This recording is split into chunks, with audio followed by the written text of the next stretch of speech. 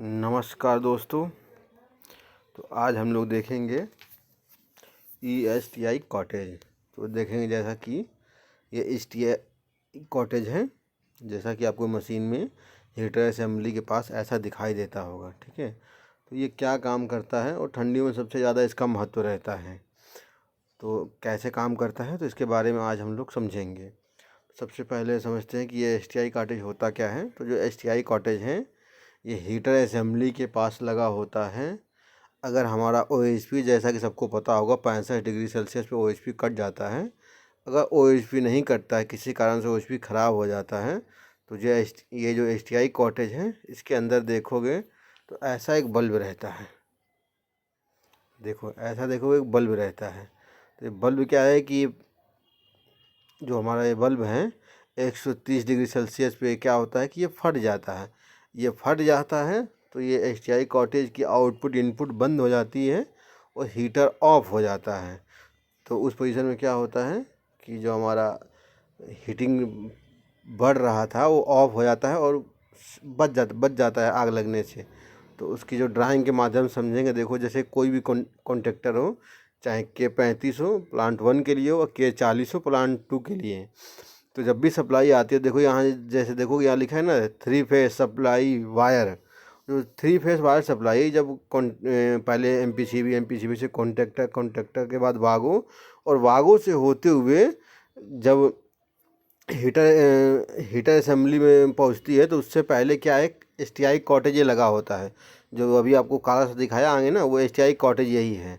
इसकी ड्राइंग के माध्यम से समझते हैं। तो ये STI कॉटेज में ये सप्लाई इन करती है। जब सप्लाई इन करती है तो STI कॉटेज में सबसे नीचे जो ब्लू टाइप में देख रहे हो, तो ये बल्ब है। STI कॉटेज ना जो बल्ब है, ये बल्ब लगा रहता है। ये इसमें क्या है कि लिक्विड है। देखो ग्लास बल्ब लिखा है ना, फिल्ड विद फ्यूल्ड। तो एक बल्ब होता है। तो इस बल्ब की खासियत क्या है कि जैसे 130 डिग्री टेम्परेचर हो जाएगा तो उस पोजीशन में क्या होता है, ये फट जाता है। और जैसे ही फटता है तो देखो ये पूरी कॉन्टैक्ट को क्या, ये बल्ब ही मिलाया रहता है, स्प्रिंग को ऊपर पुश करके और कॉन्टैक्ट को मिलाया रहता है। जैसे ये बल्ब फटता है तो ये स्प्रिंग नीचे हो जाती है, जो उसका प्रोब है कंप्रेसिंग नीचे हो जाता है। और जो ये STI कॉटेज का जो एरो बना है ना, ये जो सप्लाई है 3 फेस, यहीं पे ब्रेक हो जाती है। 3 फेस इस साइड तो आएगा, मतलब STI कॉटेज के इनपुट में 3 फेस आएगा, आउटपुट में 3 फेस नहीं जाएगा। जब आउटपुट में 3 फेस नहीं जाएगा तो हीटर परमानेंटली बंद हो जाएगा, तो उस पोजीशन में आग नहीं लगेगी। तो ये जब भी काम करता है जब आपकी OHP फेल हो जाए और कट ऑफ ना करें और हीटर परमानेंट चलता रहे और टेम्परेचर एक्सेस होता रहे, बढ़ता रहेगा। जब भी 130 डिग्री के आसपास टेम्परेचर जाएगा तो ये बल्ब परमानेंट फट जाता है। अब फट जाने के बाद इसको बाईपास नहीं कर सकते, इसको अब जहाँ मेंटेनेंस होती है वहीं पे जाके बदलना पड़ेगा। तो ठीक है, तो देखिए सबसे पहले जो इसमें 2 पार्ट है, एक तो है STI कॉटेज, एक है ये बल्ब। तो देखेंगे तो बल्ब और STI कॉटेज का 2 पार्ट है।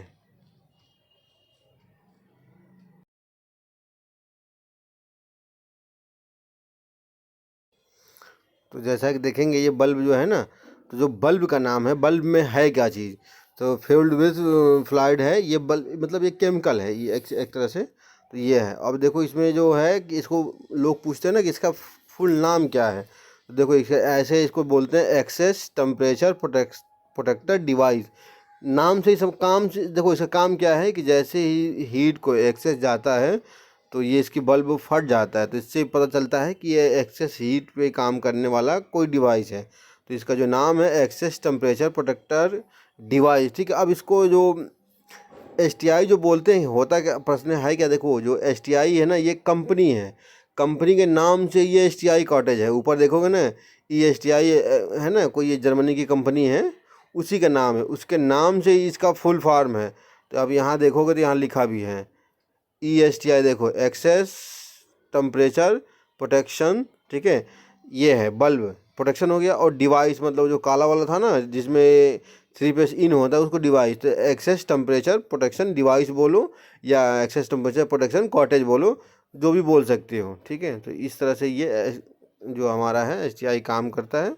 और ठंडियों में सबसे ये STI देखो, ये इसके जब नीचे के कॉर्नर पे देखोगे सबसे नीचे, तो वो बल्ब लगा होता है। ठीक है, इसको नीचे नट दिया जाता है खोल के, और ये हीटर असेंबली में फिट रहता है। एक तरफ इनपुट यहाँ पे ऑन हो सप्लाई आती है और यहाँ पे आउटपुट होती है। और जब भी हीटर असेंबली के आसपास का टेम्परेचर 130 डिग्री से ज़्यादा हो जाता है तो एसटीआई कॉटेज का बल्ब फूट जाता है। और फूटने से क्या होता है कि ये प्लंजर को, मतलब जो स्प्रिंग को ऊपर जो पुश किया हुआ है, जिससे पॉइंट मिला हुआ है, वो नीचे हो जाता है। जैसे ही पॉइंट नीचे होगा तो यहाँ पे पूरा पॉइंट यहाँ पे ब्रेक हो जाएगा। इस साइड सप्लाई आएगी लेकिन इस साइड पे नहीं आएगा। तो इस तरह से ये काम करता है हमारा एसटीआई कॉटेज। तो नाम का भी आपको कन्फ्यूजन आज दूर हो गया होगा कि नाम क्या है। तो देखो, ये जर्मन की कोई कंपनी है ESTI, ठीक है। इसके नाम से इस डिवाइस का है, तो इसके नाम ही जुड़ा हुआ, कंपनी का ये नाम है। ESTI जो है ना, कंपनी का नाम है, ठीक है। और उसको शॉर्ट नेम में कर दिया है एक्सेस टेम्परेचर प्रोटेक्शन डिवाइस। तो ये नाम भी है इसका है।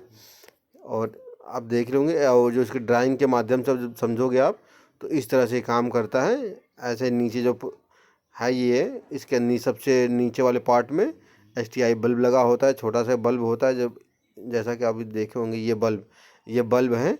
ये बल्ब को उल्टा करके, मतलब ये जो नोकीला पार्ट है ना, ऊपर की तरफ करके लगा देते हैं।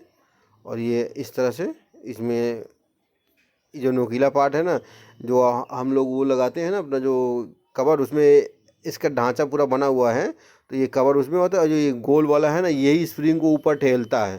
तो स्प्रिंग को क्या करेगा, ये ऊपर की तरफ ठेल के रखेगा। जैसा कि ये आप इस ड्राइंग में देख रहे होगे ना, ये देखो जो नीचे वाला पार्ट है ये कवर में हो जाएगा, और स्प्रिंग को ऊपर की तरफ ये ढकेल के रखेगा। जब ढकेल के रखेगा, और जैसे 30 आएगा, जैसे ये बल्ब अगर फूटेगा तो इतना एरिया तो कम होगा। जैसे इतना एरिया का बैकअप कम होगा तो ऑटोमेटिकली है कि स्प्रिंग ये नीचे आएगा। थोड़ा सा स्प्रिंग, जितना बल्ब फूटेगा उतना स्प्रिंग भी नीचे आएगा। तो नीचे आते ही ये दोनों पॉइंट यहाँ से ब्रेक हो जाता है। यहाँ पे सप्लाई रहेगी लेकिन इधर सप्लाई पास नहीं करेगा। तो जब नहीं पास करेगा तो उस कंडीशन में क्या होगा कि आपका कॉन्टेक्टर हीटर में लगा भी रहेगा। कॉन्टेक्टर हीटर कॉन्टेक्टर लगा भी रहेगा, और माइक्रो प्रोसेसर शो भी करेगा कि हीटर ऑन है, लेकिन कोच गर्म नहीं होगा और कोच का हीटर का एम्पियर नहीं बताएगा। तो इसको अगर कभी चेक करना हो कि भाई हीटर लगा हुआ है, कोच का टेम्परेचर नहीं बढ़ रहा है, तो सबसे आसान काम है कि आप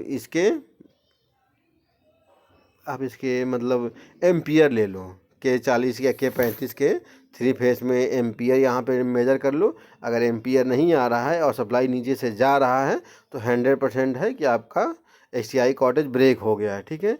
और अगर एम्पियर नहीं मीटर है तो आप कंटिन्यूटी ले लो, और तीनों फेस को, कॉन्टेक्टर के आउटपुट के तीनों फेस को कंटिन्यूटी नापो। अगर फिर भी कंटिन्यूटी नहीं बता रहा है तो भी समझ लो कि आपका हीटर ब्रेक हो चुका है। ब्रेक, अब ये सीधा एसटीआई आपको बदलना ही पड़ेगा, इसमें और कुछ नहीं कर सकते। करने को कई लोग क्या इसको बाईपास कर देते हैं, लेकिन बाईपास करने का कोई मतलब नहीं है। बाईपास करना मतलब समझो कि आप खतरे को निमंत्रण दे रहे हो। कभी भी अगर ओएचपी आपका फेल होता है तो आग लगने की संभावना एकदम प्रबल रहेगी, कभी भी आग लग सकती है।